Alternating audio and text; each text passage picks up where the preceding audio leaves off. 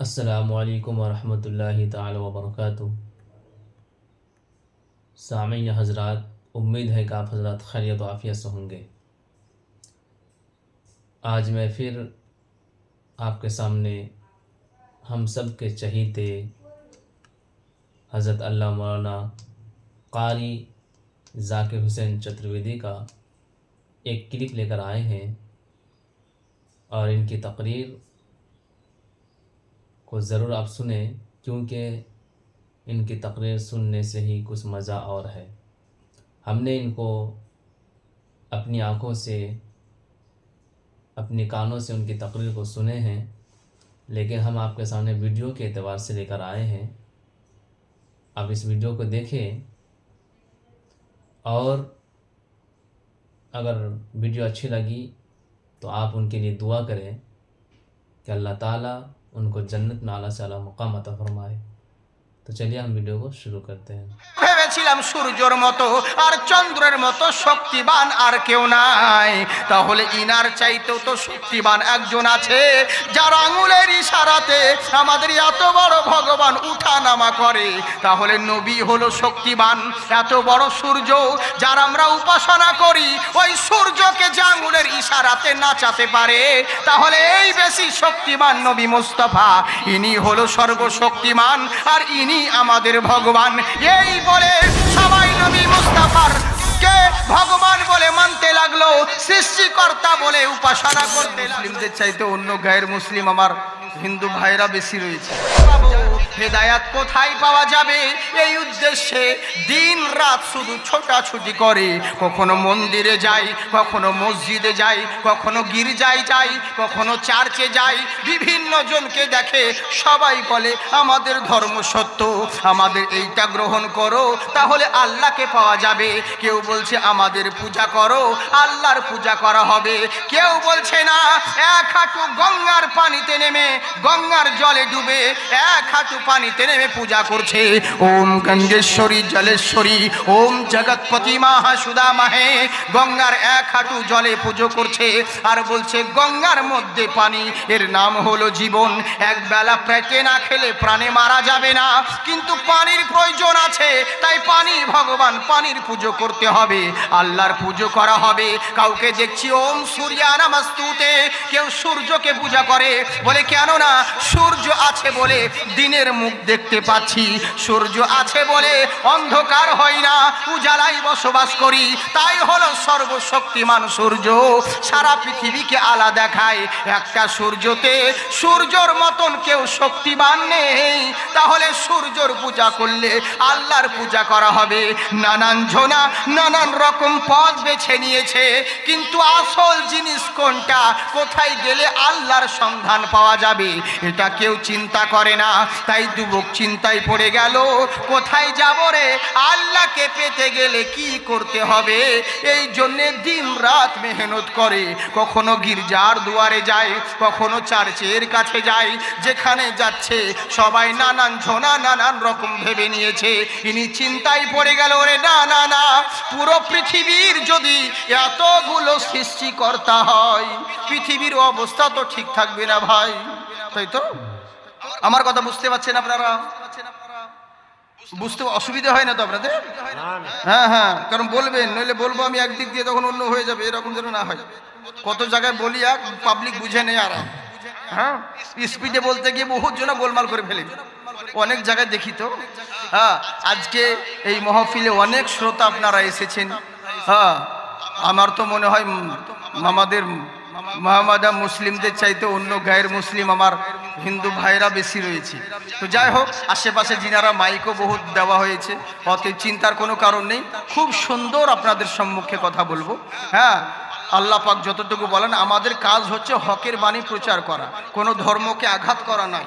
কারণ তোমার ধর্ম তোমার কাছে হাজারবার সালাম। আমার জরুরি নয়, আমার ইসলাম ওই শিক্ষা দেয়নি যে কাউকে কোন ধর্মের ব্যাপার নিয়ে কাউকে কোনো রকম আঘাত দিয়ে কথা বলবো। হ্যাঁ, আমার একটা কর্তব্য কি, আমি তোমাকে হকের দাওয়াত দিতে পারি, মানা না মানা সেটা তোমার ব্যাপার, কিন্তু আমার এই অধিকার নেই যে আমি তোমার ধর্ম নিয়ে কোনো বাক্য কথা বলবো, এটা জরুরি নয়।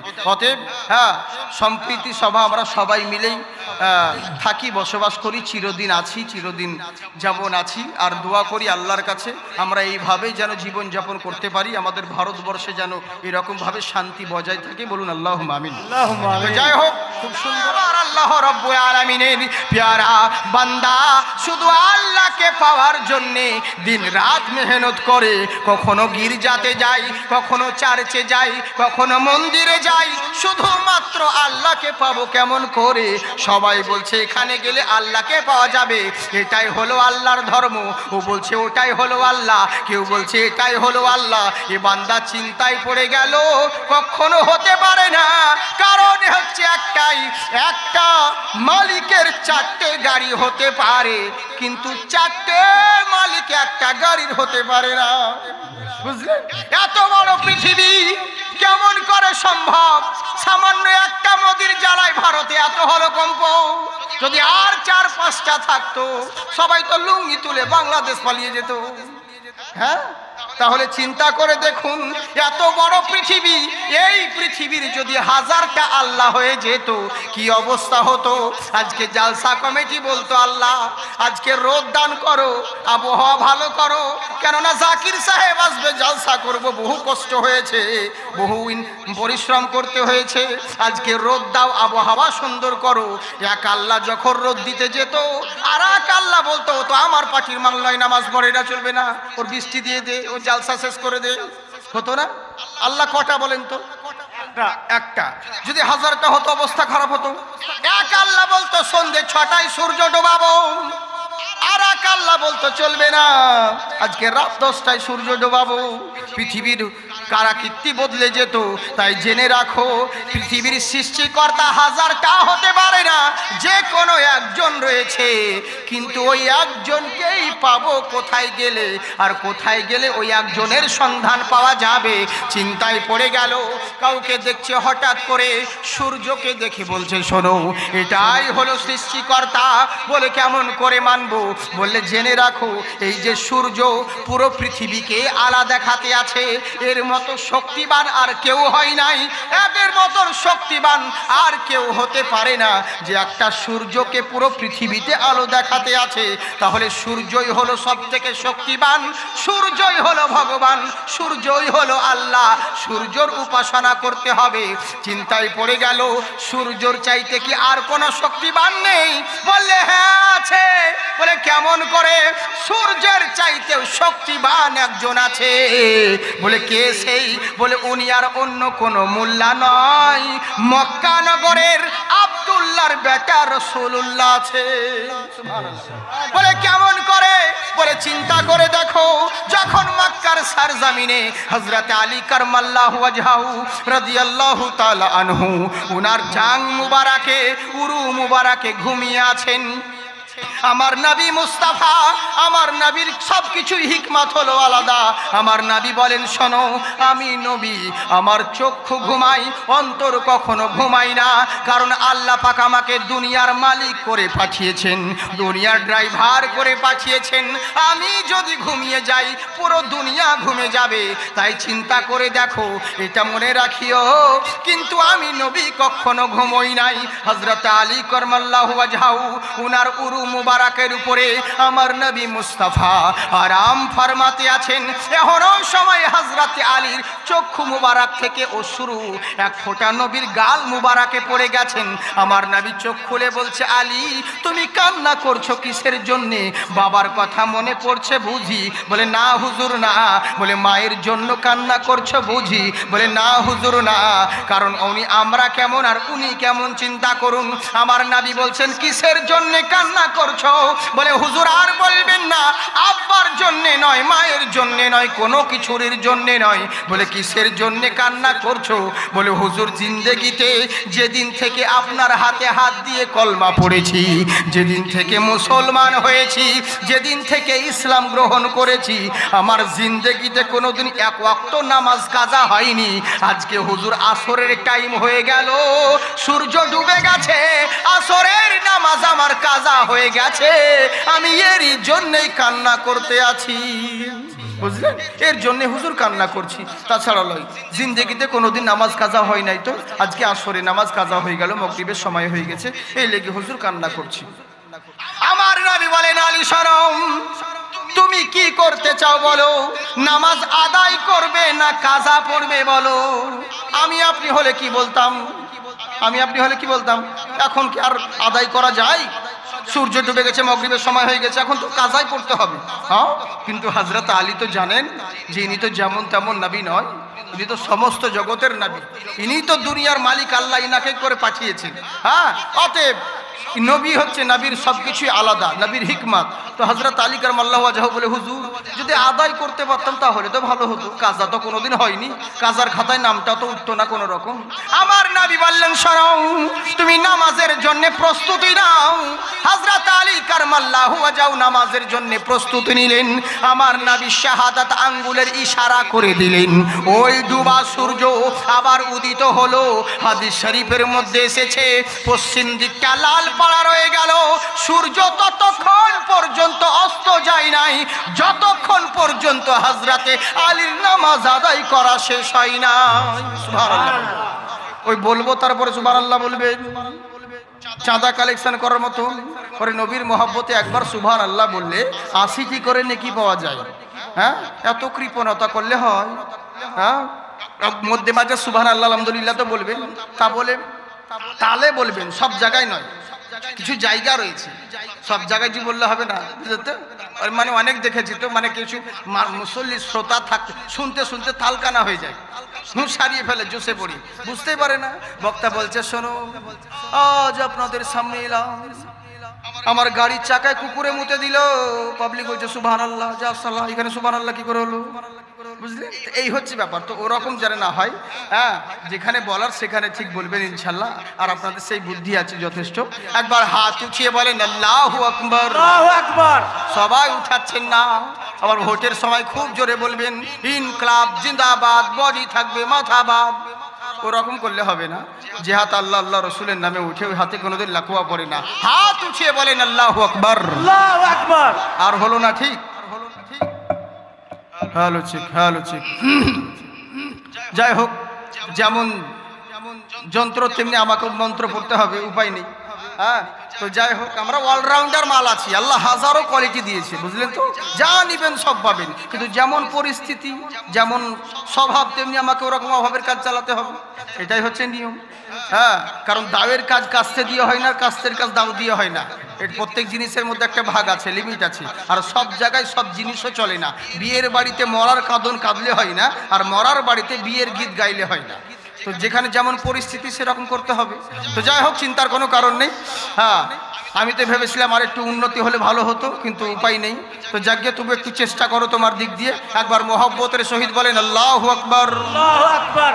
হ্যাঁ, তাই এবার করলো কি জেনে রাখো, ওই নবী মুস্তাফা সাল্লাল্লাহু তাআলা আলাইহি ওয়াসাল্লাম উনি ইশারা করলেন, ডুবা সূর্য অস্ত উদিত হয়ে গেল, হযরত আলীর নামাজ কমপ্লিট হলো।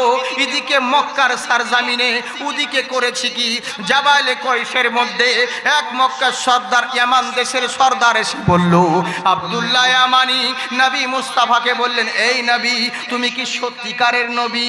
বলে হ্যাঁ। বলে সত্যিকারের নবী হতে পারো? ওই আসমানের চন্দ্রটা তোমাকে দুটুকরা করে দেখাতে হবে। জাদুঘর চিন্তা করলো, যত বড় জাদুঘর হোক না কেন, দুনিয়ার মোল্লার সঙ্গে জাদু চলে, আল্লাহর সঙ্গে কখনো চলে না। আসমানের সঙ্গে কোনো তারকারিয়া কিত্রি চলবে না। তাই যদি আজকে পরীক্ষা করে দেখব। আমার নবী মুস্তাফা শাহাদাত আঙ্গুলের ইশারা করে দিয়েছিলেন। আকাশের চন্দ্র নিজের কলজে ছিঁড়ে দিয়ে দু টুকরা হয়ে গেছিলেন। জগৎবাসী দেখলো, গোটা মক্কাবাসী লোকেরা দেখতে এলো। ওরে যা, আমরা তো ভেবেছিলাম সূর্যের মতো আর চন্দ্রের মতো শক্তিবান আর কেউ নাই, তাহলে ইনার চাইতেও তো শক্তিবান একজন আছে, যার আঙুলের ইশারাতে আমাদের এত বড় ভগবান উঠা নামা করে। তাহলে নবী হলো শক্তিবান। এত বড় সূর্য যার আমরা উপাসনা করি, ওই সূর্যকে যে আঙুলের ইশারাতে নাচাতে পারে, তাহলে এই বেশি শক্তিমান নবী মুস্তাফা, ইনি হলো সর্বশক্তিমান আর ইনি আমাদের ভগবান। এই বলে সবাই নবী মুস্তাফার কে ভগবান বলে মানতে লাগলো, সৃষ্টিকর্তা বলে উপাসনা করতে লাগলো। আমার আল্লাহ বলে দিলেন, হাবিব আপনি বলে দিন, কুল ইন্নামা আনা বাশারুম মিসলুকুম, আমি তোমাদের ভগবান নই, আমি তোমাদের আল্লাহ নই, আমি তোমাদের সৃষ্টিকর্তা নই, আমি হলাম তোমাদের মতন মানুষ। বুঝতে পারলে?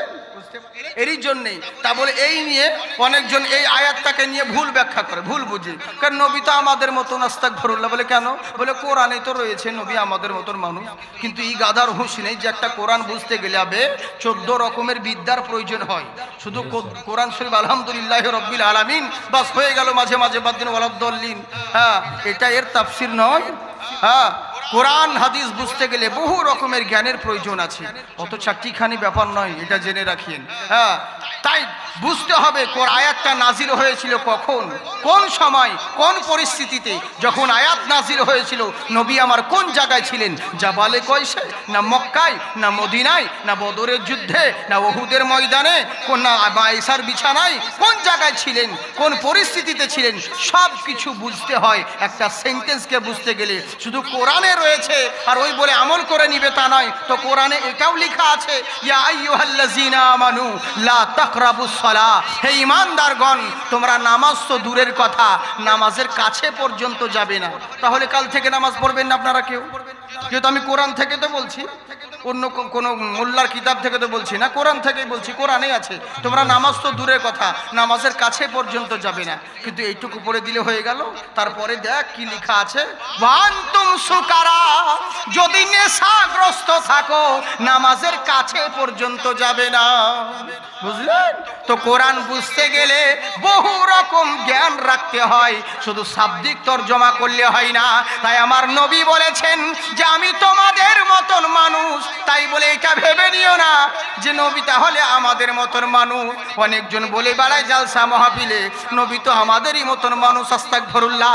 আরে গাধা, যেই নবী মুস্তাফার থুথু মুবারক জাবিরের যদি আটাতে ফেলে দেয়, নবীর থুথুর বরকতে 72 জন সাহাবীরা পেট ভরে রুটি খায়, তবু আটা বেঁচে যায়। আর তোর মুখ দিয়ে যদি ভুল করে থুথু পড়ে যায়, শালা তোর বউ পর্যন্ত খাবে না, আর তুই বলছি নবী আমাদের মতন মানুষ। চিন্তা করতে পেরেছে? বামুন হয়ে চাঁদে হাত দিতে যাচ্ছে, এর গাধা কোথাকার। এই তো হচ্ছে আমাদের অবস্থা। বুঝতে পারলেন? হ্যাঁ হ্যাঁ, তো এই হচ্ছে ব্যাপার। তো যার কারণে আমাদেরকে সব রকম বুদ্ধি রাখতে হয়, এগুলো বুঝলে হবে না। খালি কোরআন শরীফ পড়ে দিলাম এটা হলো? চিন্তা করো, কার সঙ্গে পাল্লা দিচ্ছ তুমি? হ্যাঁ, আরে নবী মুস্তাফার থুথু মুবারক, নবীর বরকত কি বলবো রে। নবীর থুথুর বয়ান শোন, নবীর থুথুর কারামত কি। নবীর থুথু মুবারক যদি খাড়া কুয়ার মধ্যে ফেলে দেয়, নবীর থুথুর বরকতে ওই খাড়া কুয়ার পানি মিঠা হয়ে যায়, সুন্দর হয়ে যায়। ওই পানি পান করলে মানুষ রোগ মুক্ত হয়ে বাড়ি যায়। আর তোর মুখের যদি থুথু পড়ে যায়, জয় বাংলা হওয়া ছাড়া উপায় নাই। বুঝলেন? চিন্তা করে দেখুন। আর সেই নবীর সঙ্গে তুলনা করে, বলে কোরআনেই তো আছে। শুধু কোরআন বুঝলে হবে না, কোরআন পড়লে হবে না, কোরআন পড়তে গেলে বহু রকম বুদ্ধির প্রয়োজন আছে। তাই জেনে রাখো, সবাই চিন্তা করলো এই বেশি শক্তিমান নবী মুস্তাফা, তাই নবীর উপাসনা করতে লাগলো। চিন্তায় পড়ে গেল। আমার নবী বললেন, শোনো গো, আমি আল্লাহ নই, কিন্তু আল্লাহর থেকে আলাদাও নয়। আমার আল্লাহ হলেন এক, যার দ্বিতীয় কেউ নেই, আর আমি নবী হলাম দ্বিতীয়, আমার তৃতীয় কেউ নেই। সুবহানাল্লাহ। আল্লাহর শরীক কেউ নেই, ওয়াহদাহু লা শরীক, তেমনি আমার নবীর সানি কেউ নেই। কেমন করে? এই জন্য তো বেধর্মী গায়ের মুসলিম পর্যন্ত বলতে আছেন, ওম কোটি কোটি পরমানাতং আপাইনি তো অতি সুন্দরম। পৃথিবীর বুকে কোটি কোটি রকম তুমি সৃষ্টি দেখতে পাবে, কোটি কোটি রকমের সৃষ্টি পেয়ে যাবে, কিন্তু জেনে রাখো নবীর সঙ্গে কাউরির উদাহরণ দিবে এমন কোন সৃষ্টি খুঁজে পাবে না। বলে কেমন করে? ওম জয়ন্তী নামা মহান রসুলের সঙ্গে কাউরির তুলনা করতে পারবে না, যে নবীর মতন এই লোকটা, বিশ্ব নবীর মতন এই জিনিসটা, বিশ্ব নবীর মতন ওই জিনিসটা, তুমি যে এক্সাম্পল দিবে, উদাহরণ দিবে, এমন কোন সৃষ্টি খুঁজে পাবে না। পাবে কেমন করে? আল্লাহ মহান স্রষ্টা নবীর মতন দ্বিতীয় সৃষ্টি করেন না। সুবহানাল্লাহ। চিন্তা করুন আমরা কোন নবীর উম্মত। আহারে, ওই নবীর জন্যে আমার নবী, আমার ইসলাম ধর্ম, আমার নবী কত সুন্দর। দেখুন, আমার নবী যদি শুধু মুসলমানের হতো তো মুসলিমদেরই গ্রন্থতে নবীর নাম সীমাবদ্ধ থেকে যেত, কিন্তু না, সারা বিশ্ব জগতের যত ধর্মগ্রন্থ রয়েছে, যত ধর্ম মহান ঋষিরা এসেছে, সবাই আমার নবীর গুণগান করেছেন। কেমন নবী চিন্তা করুন। আর বলছে শোনাও, কেমন নবী? গীতা বলুন, মহাভারত বলুন, রামায়ণ বলুন, আর বাইবেল বলুন, কৃপেডাব বলুন, আর উপদেষ্টা বলুন, সকল ধর্মগ্রন্থ আমার নবীর শান বয়ান করে। ওম অন্তিম মহারিষি উচ্চালম পধারিত পূর্বেষ্টমী, ওম নমো নমোহা। পৃথিবীর বুকে হে বৎসরা, তোমরা কোথায় দৌড়ে বেড়াচ্ছ আর কার আদর্শকে নিয়ে ছুটে বেড়াচ্ছ? জেনে রাখো পৃথিবীর বুকে অন্তিম মহারিষি জন্মগ্রহণ করবে। আমরা মসজিদে যে আজান দিই তাতে অনেক লোকের অ্যালার্জি হয়ে যায়। মাইকের আজানের জন্যে ঘুমের ডিস্টার্ব হচ্ছে, বারবার কেন আজান হবে এই লেগে অনেকের অ্যালার্জি হয়, কিন্তু এরা জানে না। আরে গাধা, বেকুব কোথাকার, প্রত্যেকটা ধর্মগ্রন্থে আমার নবীর আজানের কথা বলা হয়েছে। বলে কেমন করে? শোনো, ওম অন্তিম মহারিষি উচ্চালম পরাব শান্তি। পৃথিবীর বুকে এমন একজন মহান ঋষি জন্মগ্রহণ করবে যিনি প্রত্যেকটা মানুষকে উচ্চালম পরাব শান্তি, উচ্চ আওয়াজে, উচ্চ স্বরে শান্তির জন্য ডাক দিবে, কল্যাণের জন্য ডাক দিবে। আমরা মসজিদে বলি হাইয়া আলাস সালাহ, হাইয়া আলাল ফালাহ। এসব বম মারতে বলি না, এসো কল্যাণের দিকে, এসো শান্তির দিকে। জেনে রাখো ওই উচ্চ আওয়াজে নবীর সুন্নাত পালন করি। তাই গুরু নানক বলতে আছেন, শোনো, ওই নবীর ডাকে যদি সাড়া দিতে পারো, এখানেও লাভবান হবে, ওখানেও কামিয়াবি হবে। কিন্তু আমরা ভাবি কি, অনেক হিন্দু ভাইরা ভাবে যে ওম পৃথিবীর বুকে যাই কিছু করব আমরা, মরে যাব, শ্মশানে পুড়িয়ে দিবে, সব কেসা খতম হয়ে যাবে। অনেকেই ভাবে, মুসলমানরাও তাই ভাবে, যা ইচ্ছে তাই করি, মরার পরে কবর দিয়ে দিবে, মাটি দিয়ে দিবে, কেসা খতম হয়ে যাবে। এটা ভুল ধারণা। আল্লাহ আগে কোরআনটা শুনুন কি বলছে। কাইফা তাকফুরুনা বিল্লাহি ওয়া কুনতুম আমওয়াতান ফাআহিয়াকুম সুম্মা ইউমিতুকুম সুম্মা ইউহীকুম সুম্মা ইলাইহি তুরজাউন। বান্দা কি করে অস্বীকার করিস রে, কেমন করে কুফরি করিস রে, যে আল্লাহ তোকে মৃত্যু থেকে মায়ের পেটে তোকে জীবিত করেছে। আল্লাহ ইচ্ছে করলে তোকে রক্তের পিণ্ডের আকারে আবর্ষণ করে দিতে পারত। যদি আল্লাহ ইচ্ছে করত তোকে মাংসের পিণ্ডের আকারে আবর্ষণ করে দিতে পারত, ল্যাংড়া লুলহা পঙ্গু করে বের করতে পারত। কিন্তু না না না, আমার আল্লাহ এমন রব, এমন রহমানুর রহিম, সুন্দর করে তোকে দুনিয়ার বুকে মায়ের পেট থেকে বের করেছে। ওরে জেনে রাখিস, যখন তুই মায়ের পেটে ছিলি তোর বাবাও জানে না মার পেটে বাচ্চা যখন রয়েছে, তোর ভিতরে যখন রূহ দান করা হলো, তোকে তো খাবার দিতে হবে। খাবার না দিলে তো পেটের বাচ্চা মরে যাবে। দুনিয়ার কেউ জানে না ওই মায়ের পেটের বাচ্চাকে কেমন করে খাবার দিতে হবে, কি দিলে বাচ্চা বাঁচবে। আর যদিও বা খাবার উপার্জন করেনি, কিন্তু বাচ্চাকে দেব কেমন করে, লাইন কোন জায়গায় কোনো বৈজ্ঞানিক জানে না, কোনো দার্শনিক জানে না। তোমার বাবা জন্ম দিয়েছে, মা জন্ম জন্ম দিয়েছে ওরাও কেউ জানে না। কিন্তু আল্লাহ এমন রব, আমার আল্লাহ বলে বান্দারে দুনিয়ার মানুষ ভাবার আগে তোর মায়ের মাসিক অসুখকে বন্ধ রেখে তোর মায়ের নারীর সঙ্গে তোর নারীর কানেকশন লাগিয়ে আমি রব্বুল আলামিন মায়ের পেটে তোর খাবারের ব্যবস্থা করেছি। সুবহানাল্লাহ। তিল তিল করে বড় করেছি। আর এই দুনিয়াতে এসে সেই তোর আল্লাহকেই ভুলে গেলি। কেমন না ফরমান বান্দারে, দুনিয়াতে এলি, আসার পরে যখন মায়ের নাড়িটা দুনিয়ার দাই মারা যখন কেটে দিল, এবার আর তো খাবারের লাইন বন্ধ হয়ে গেল। এখন কি খাবে? তুমি তো বলতেও পারবে না খিদে লেগেছে, তুমি তো কথা বলতেও জানো না, তোমার কান্না ছাড়া কোনো ভাষা নেই। এখন তোমার খিদে লাগলেও বলতে পারবে না। কিন্তু দুনিয়াতে আসার পরে কি খাবে তুমি কেউ জানে না।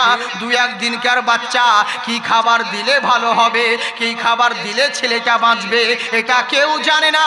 কিন্তু আমার আল্লাহ এমন রব, আমার আল্লাহ বলে দুনিয়াতে আসার পরে তোর মায়ের নাড়িটা যখন অন্যজন কেটে দিবে, আমি জানি এরই লেগেই দুনিয়াতে আসার পরে কি খাবি তোর আসার 6 মাস আগে থেকে তোর মায়ের বুকে আমি আল্লাহ খাবারের ব্যবস্থা করেছি। মায়ের পেটে একটা লাইন ছিল, জন্ম হওয়ার পরে মায়ের বুকে আমি ডবল লাইন চালু করেছি। হ্যাঁ, তাও আল্লাহকে ভুলে গেলি। কি এমন মায়াই পড়ে গেলি রে, কি এমন আল্লাহর চাইতে তোর ভালো জিনিস পেয়ে গেলি যে তোর আল্লাহকেই ভুলিয়ে দিল। কি এমন মায়াই পড়ে রইলি যে আল্লাহকেই ভুলে রইলি। আমার আল্লাহ বলছে বান্দারে, শুধু তোর মায়ের বুকের দুগ্ধ, এটা শুধু দুগ্ধ নয়, এটা প্রতিষেধক। আমি আল্লাহ একটা ছিদ্র করি নাই, কেননা তুই কচি ছেলে, জোরে চোষা মারতে গেলে অনেকগুলো দুধ বেরিয়ে আসতে পারে। তোর কচি গলা, কচি লাঞ্চ, শ্বাসকষ্ট হয়ে মারা যেতে পারি, আটকে গেলে মারা যাবি। কিন্তু আমি আল্লাহ যেন ভালোভাবে দুগ্ধ পান করতে পারি, দুধটাকে হালকা করেছি, একটা ছিদ্র করি নাই। সূক্ষ্ম সূক্ষ্ম মায়ের স্তনে 32টা ছিদ্র করে রেখেছি, যাতে ভালোভাবে দুগ্ধ পান করে জীবন যাপন করি। সুবহানাল্লাহ। তারপরে আমি আল্লাহ কেমন রব চিন্তা করো, মায়ের দুগ্ধটা পানসে করি নাই যাতে কোনো বাচ্চা মুখ দিতে গিয়ে মুখটা ফিরিয়ে না নেয়। আমি মায়ের স্তনের দুগ্ধের মধ্যে হালকা মিষ্টিও দিয়ে দিয়েছি, যাতে ভালোভাবে দুগ্ধ পান করতে পারো। আর তার দুনিয়ায় এসে আজকে বড় হয়ে গেলে, আর বড় হয়ে গিয়ে বলছো আল্লাহকেই ভুলে গেলে, আল্লাহকেই তুমি চিনলে না। কিন্তু জেনে রাখো বান্দারে, অকুন্তুম আমওয়াতান, তুমি মৃত ছিলে, ফাআহিয়াকুম, আমি আল্লাহ তোমাকে জীবিত করেছি। আর জীবিত করেছি বলে যা ইচ্ছে তাই করছো। এই জীবন শেষ জীবন নয়। ক বছর মস্তানি করবে, ক বছর আমাকে ভুলে থাকবে, 10, 20, 30, 40, 50, 60, বাস, আর বেশি নয়। আগে 70, 80 ছিল, এখন ওটাও হচ্ছে না, বুঝলেন? আর বেশি দিন টিকবে না। জেনে রাখো এরপরে সুম্মা ইউমিতুকুম, মরতে একদিন হবে, আর মরে গেলেই ভাবছো কেসা খতম হয়ে গেল, কবরে দিয়ে দিবে বা সব মাপ শেষ হয়ে গেল। আল্লাহ বলছেন না না না, সুম্মা ইউহিকুম, তোকে আবার জীবিত করব, আর জীবিত করে যেখানকার খুশি সেখানে ছেড়ে দিব, ভাবিস না। সুম্মা ইলাইহি তুরজাউন, তোকে কঠিন সিদ্ধান্তের জন্যে খোদার কাঠগড়ায় হাজির হতে হবে। সুবহানাল্লাহ বলেন। এরই জন্য বেদেও বলে শোনো, দুনিয়ার বুকে ওম পারাব শান্তি রূপম অতি ভয়ঙ্করা। পৃথিবীর বুকে ভাবছো মানুষ হয়ে মানুষের প্রতি অত্যাচার করছো, ক্ষমতার জোরে যা ইচ্ছে তাই করে বেড়াচ্ছো, ভাবছো মরে যাব, শ্মশানে পুড়িয়ে দিবে, সব কেসা খতম হয়ে যাবে। কিন্তু না না না, শ্রীরামচন্দ্র বলতে আছেন শোনো গো, মরে গেলেই কেসা খতম নয়, রূপম অতি ভয়ঙ্করম। দুনিয়ার বুকে যদি অন্যায় করে থাকো, এর জন্য চূড়ান্ত শাস্তির তোমার জন্য ব্যবস্থা করা হবে। কত সহজ কথা, কেমন ব্যবস্থা করা হবে কি চিন্তা করুন। রূপম, যদি যাররা পরিমাণ যদি অন্যায় করে থাকো কাউকে ছাড়বে না, মহান স্রষ্টার দরবারে হিসাব দিতে হবে।